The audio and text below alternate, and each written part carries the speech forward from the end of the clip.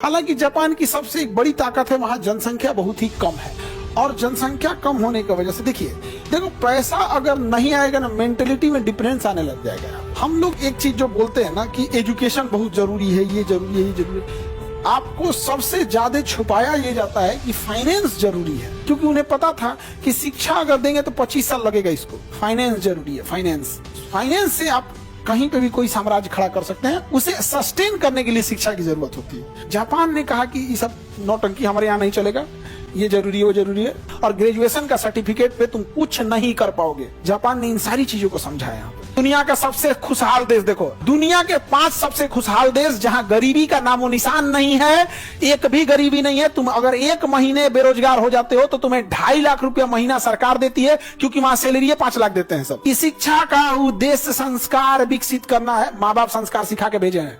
कौन तुम लोग का किताब में सिलेबस है संस्कार का, तो नहीं बताओ तो। आज हम लोग को बुलेट ट्रेन दे रहा है। 1960 में इसने बुलेट ट्रेन चलाया था।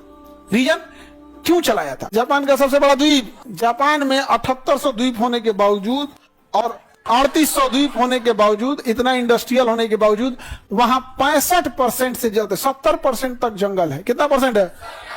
उन्होंने पूरे पर्यावरण जंगल को बचा के रखा है जापान ने। हालांकि जापान की सबसे एक बड़ी ताकत है वहां जनसंख्या बहुत ही कम है और जनसंख्या कम होने की वजह से हम लोग एक चीज जो बोलते हैं ना कि एजुकेशन बहुत जरूरी है, ये जरूरी है, ये जरूरी है, आपको सबसे ज्यादा छुपाया ये जाता है कि फाइनेंस जरूरी है। जरूरी क्या है? फाइनेंस। देखो पैसा अगर नहीं आएगा ना मेंटेलिटी में डिफरेंस आने लग जाएगा। यहाँ पे फाइनेंशियल स्थिति देख, अब तुम देखना, तुम जनरल डिब्बा में बैठ के देखो, वहां लोगों की बात करने का टॉपिक मुद्दे अलग होंगे। तुम वही उठ के उसी ट्रेन के एसी डिब्बे में जाके देखो, वहां लोगों के बात करने का तरीका, स्टैंडर्ड लिविंग स्टाइल सब कुछ अलग हो जाएगा। एकदम कंप्लीट क्या रहेगा? डिफरेंट रहेगा।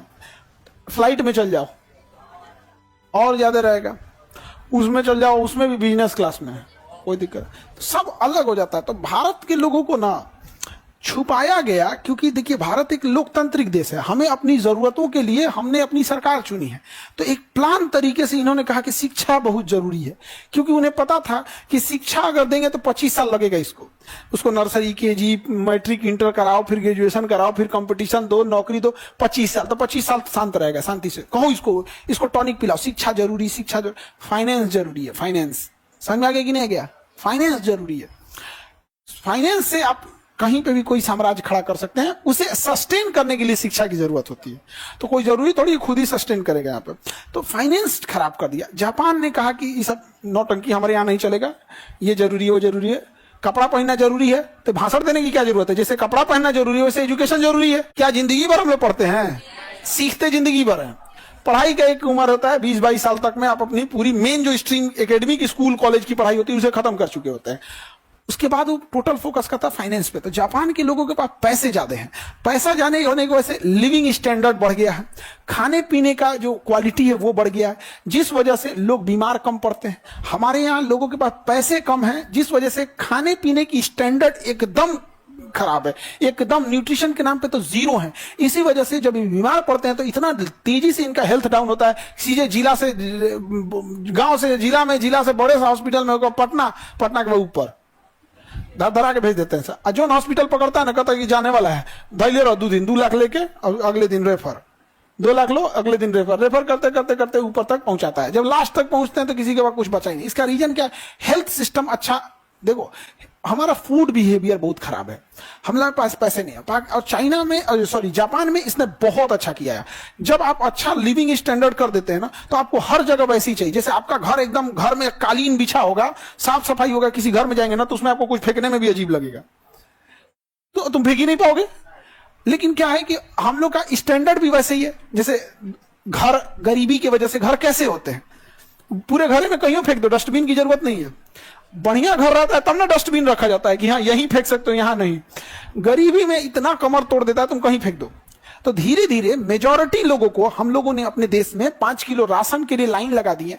उनको हमको समझाना पड़ता है स्वच्छ भारत, स्वच्छ भारत। रीजन क्या है कि गरीबी और कुपोषण में वो जन्म लिया है, उसको जैसे तैसे घर में रहा है बेचारा, गांव में जिंदगी बिताया, पैसे के अभाव में ऐसे विद्यालय में गया है, ना बाथरूम सही है, ना क्लासरूम सही है, ना तो उसके दिमाग में मेंटेलिटी भर गया है, तो समाज ऐसे ही रहता है। जापान ने ऐसा नहीं किया। स्टैंडर्ड ऑफ लाइफ इतना जबरदस्त है, सब लोग उसी टाइप के हैं।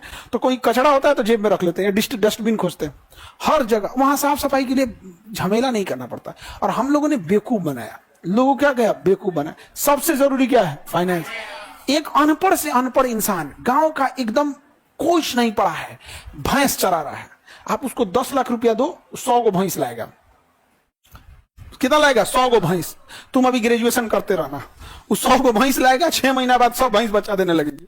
अच्छा, उसका दूध प्रोडक्शन चालू हो गया, तुम्हारा ग्रेजुएशन फर्स्ट ईयर है, उसका निकल गया प्रोडक्शन। अब उसको जो 100 भैंस है वो अगले साल 200 हो जाएगी, दूध का प्रोडक्शन बढ़ गया। तुम अभी ग्रेजुएशन सेकंड ईयर में बीए लेके करते रहो, वहां पे वो धीरे धीरे प्रोडक्शन करते करते चल गया, अपना कर्जा चुका देगा, अपना घर बना देगा। तुम ग्रेजुएशन थर्ड ईयर में, अब मगध यूनिवर्सिटी हो ना तो मरो ससुरे, तो नहीं तो मरो वहां पे, मर जा तुम वहां पे। हमको इस बात से बहुत एलर्जी है कि आपने ग्रेजुएशन करा के एक बच्चों से जिंदगी का सबसे बहुमूल्य चीज छीन लिया, और ग्रेजुएशन का सर्टिफिकेट पे तुम कुछ नहीं कर पाओगे। तुम उस सर्टिफिकेट के दम पे कुछ करके दिखा दो, तुम अभी भी बस तुम्हें एक बैठने की एलिजिबिलिटी दे देगा कि तुम इस एग्जाम में बैठ सकते हो, तुम्हें कुछ देने वाला नहीं है। तुम ग्रेजुएशन का सर्टिफिकेट लेना बीए का, अब भर नोएडा, गाजियाबाद, दिल्ली, गुड़गांव घूमते रहना, हमको जॉब चाहिए, निकल बीए के बाद इंटर का बीए, क्या मतलब बन रहा है? जापान ने इन सारी चीजों को समझा है। यहाँ पे सबसे जरूरी चीज अपने दिमाग में बैठा कर रख देना, पूंजी होती है। क्या होती है? पूंजी। पूंजी सबसे जरूरी। अगर आपके पास पूंजी है सब कुछ कर सकते हो। अंगूठा छाप इंसान जो दूध दूता था, उसके बाद पूंजी आया, खटाक से स्टेटस बदल गया। अब वो नोट कच्चे घर से पक्के मकान में जाएगा, ठीक ठाक रखेगा वहां पे, फिर पहनावा ओढ़ावा, खान पान, बात करने का तरीका, मेहमानों को ट्रीट करने का तरीका, जो पहले खटिया बैठा के लोटा में पानी देता था, सोफा टेबल पे बैठा के नाश्ता देगा, बंद बोतल का बिस्लरी थमाएगा, उसको स्टैंडर्ड बदल गया कि नहीं? और उसको लोग कहेंगे कि गांव के लोगों के पास उतना रेस्पेक्ट नहीं है, ये नहीं बाबू, पैसे ने कमर तोड़ दिया हिंदुस्तान का। और अमीरों के लिए चीजें अलग हो गई, गरीबों के लिए अलग हो गया। फिर थोड़ी थोड़ी चीजों के लिए गरीबों में किच होता है, तुम इधर पानी मत बहाओ, तुम ये मत करो, वो मत करो। बड़े लोगों के घर कोई दिक्कत नहीं है। समझ में आ रहा है कि नहीं? जापान ने अपने इस सिस्टम को, लोगों को वहां पे एकदम ट्रीट किया बेहतर ढंग से।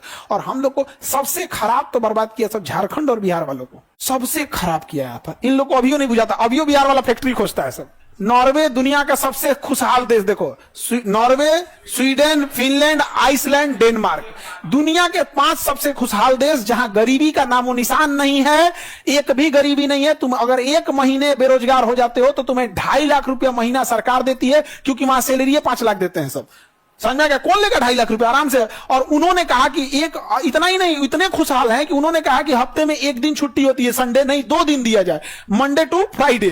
तो ये स्कैंडिनेवियाई देश में हफ्ते में 2 दिन। अभी वो लोग कह रहे हैं कि नहीं, हफ्ते में हम 3 दिन छुट्टी देंगे, 4 दिन काम कराएंगे। कौन सी फैक्ट्री लगी है वहां पे?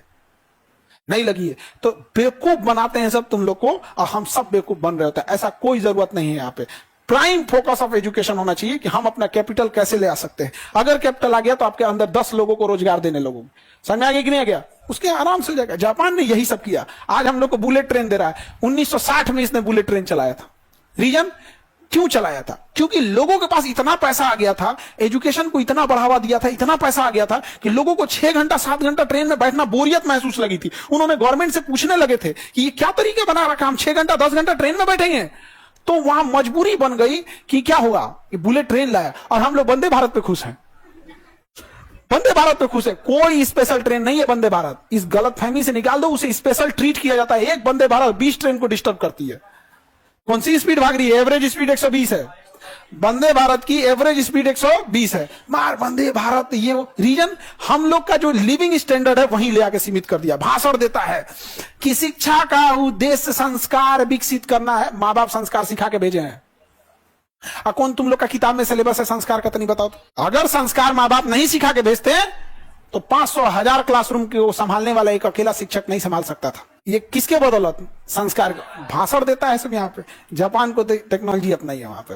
पैसे अगर नहीं, कैपिटल नहीं आ सका तो हम आग लगा देंगे डिग्री और डिग्री देने वाले दोनों में। बिना मतलब का नौटंकी करके रखा है। 3 साल का ग्रेजुएशन हो, 4 साल कर दिया सब। नहीं सब एक और बानर मार दिल बीच एक तो 3 साल में कुछ नहीं हो रहा था, 4 साल कर दिया उसको। और से ना सेमेस्टर कर दिया। इस सेमेस्टर से सबसे ज्यादा फायदा जानते हो किसको होगा? जो कॉलेज नकल कराते हैं उनको। पहले वो नकल कराने का 4,000 रुपया सुविधा शुल्क साल में एक बार लेते थे, अब सेमेस्टर वाइज हो गया, अब साल में कितनी बार लेंगे? 2 बार। यानी पूरे ग्रेजुएशन में पहले जहां 3 बार लेते थे, अब 4 साल का ग्रेजुएशन सेमेस्टर वाइज होने के बाद 8 बार। अगर सुविधा शुल्क 2,000 भी लेता है एक एग्जाम में पास कराने का, तो पूरे ग्रेजुएशन में 8 दूनी 16, 8 सेमेस्टर है, 16,000 रुपया तुम केवल सुविधा शुल्क के नाम पे दे दोगे, क्योंकि तुम्हें नकल करके पास होना है। और इसमें तुम्हारी कोई गलती नहीं है, क्योंकि तुम्हें पता है, तुम समझदार हो, ग्रेजुएशन करने से कुछ नहीं होता है। अपना समय तो बचाए, तुम समझदार हो, कौन जाएगा मरने के लिए कॉलेज में? अब कोई मतलब का नहीं। और यहां ये सबने एकदम बेहतरीन काम किया। इनका एजुकेशन सिस्टम अलग है। इनके एजुकेशन में, इनके स्कूल में मिड डे मील का खाना 5 स्टार होटल का होता है। जापान में मिड डे मील का खाना कैसा होता है? 5 स्टार होटल में। हम लोग का तो छिपकली गिरा रहती खिचड़ी। तो जापान का बात अलग है, यहाँ पे डेवलप है। और जब ऐसा होने लगता है ना बाबू, देखो समाज में जब आपके पास कैपिटल आ जाएगा, पैसे आ जाएंगे ना, तो फिर आप दूसरे को रोजगार देने लगेंगे। फिर आप खुद से ना राशन छोड़ दीजिएगा, सब्सिडी वाला एलपीजी छोड़ दीजिएगा। जब खुद से आपके घर में 2-4 आदमी आ जाएंगे, गाड़ी घोड़ा आ जाएगा, तो आपको खराब लगने लगेगा। है तो लिविंग स्टैंडर्ड केवल के एजुकेशन की वजह से नहीं, कैपिटल। तुम्हें कोई कितना बेवकूफ बनाए, याद रखना, भाषण दे तो हमारा बात याद रखना। हमसे कई बार हमसे कोई मंच पे बोलता है तो हम मंच पे बोल देते हैं। एगो तो नया सगुफा सीखा है, शिक्षा मंत्री बन जाएंगे तो कौन सी कर लेंगे? कौन सी कर लिया शिक्षा मंत्री हम लोग का? शिक्षा मंत्री क्या कर लेंगे? एजुकेशन जब भी चेंज करेगा तो टीचर करेगा सब, जो स्कूल में पढ़ा रहा है सब, और जो बच्चे करेंगे उसके सिवा कोई नहीं करेगा। शिक्षा मंत्री बैठ के करेंगे। पते नहीं है शिक्षा मंत्री को, एसी से बाहर निकले तब पता चलता है सरकारी स्कूल टपक रहा है पानी। चेंज कर पाएगा जी? नहीं चेंज कर पाएगा। यहाँ पे शिक्षा मंत्री हमरा से कहता बना दिया, हमें नहीं बनना है भाई। बार बार हमरा से यही पूछता है यहाँ पे, शिक्षा मंत्री बने कोनो अच्छा चीज बताओ।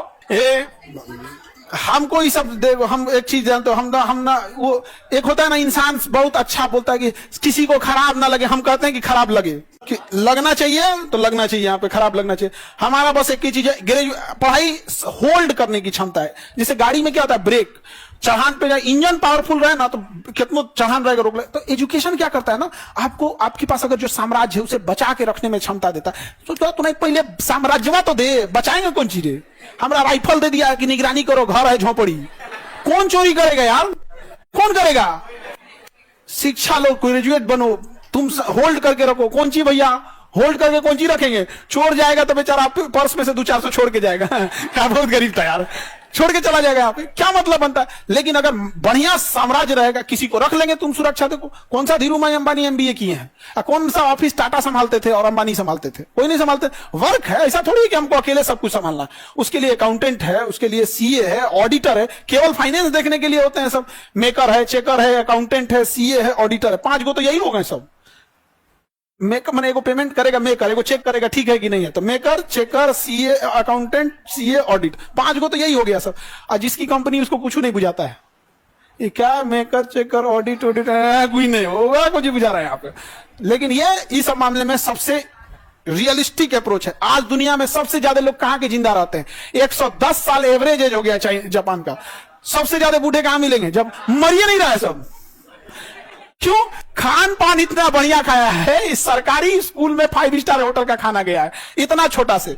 और हमारे यहाँ रिकेट्स हो गया है छोटे बच्चों को, समझ आ गया कि नहीं आएगा? कुपोषण हो गए हैं सब। क्या जाएगा उस 70 साल में? 40 हेलते तो शुगर पकड़ के बैठ जाएगा।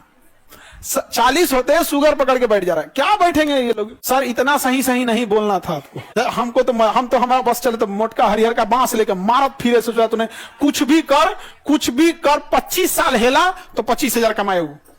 बस हम नहीं करें, अंबानी बनेगा। वो हेला तो उसको कमाना चाहिए, चाहे गांव में बैठा है चाहे शहर में, तो कमा लेता है, गांव में नहीं कमा पाता। और लड़की लोग तुम लोग को तो नाच दिया सब। तुम लोग को तो सबसे पहले पैसा से साइड किया सब। तुम लोग को कहा शिक्षा ही सब, पैसा हमारे पास भी रहना चाहिए। आप जबान में ही सब नहीं है। सबसे ज्यादा लोग कितने उम्र तक सबसे ज्यादा बुजुर्ग लोग कहां मिलेंगे? और ऐसा नहीं है, पहला परमाणु बम किसने झेला?